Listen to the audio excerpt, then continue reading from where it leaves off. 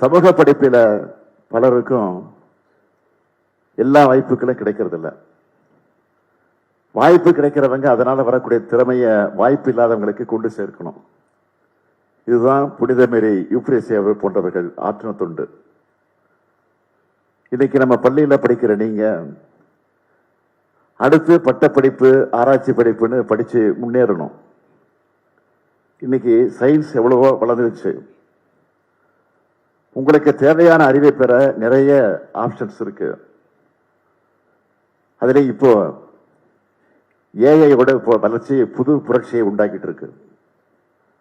அதுக்காக எல்லாத்துக்கும் ஏஐ இருக்கு, நாம எதுக்குன்னு படிக்கணும்னு நினைச்சிடாதீங்க.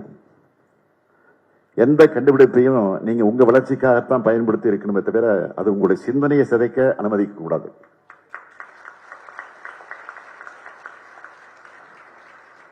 அதே போல உங்க ரோல் மாடலை இன்ஸ்டாகிராம்ல தேடாதீங்க. பொழுதுபோக்கு வாழ்க்கையின் ஒரு அங்கம் தான், அதுவே வாழ்க்கை இல்லை. சுருக்கமா சொல்லணும்னா நீங்க ரீல்ஸ்ல பார்க்கறதெல்லாம் ரியாலிட்டின்னு நம்பிடாதீங்க. லைக்ஸ் வியூஸ்ல கெத்து இல்ல, மார்க்ஸ் டிகிரிஸ்ல தான் உண்மையான கெத்து இருக்கு.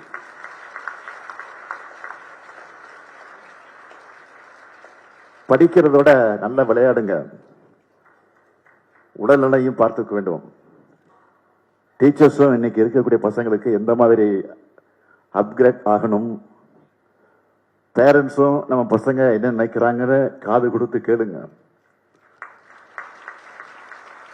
மனசை விட்டு பேசுங்க.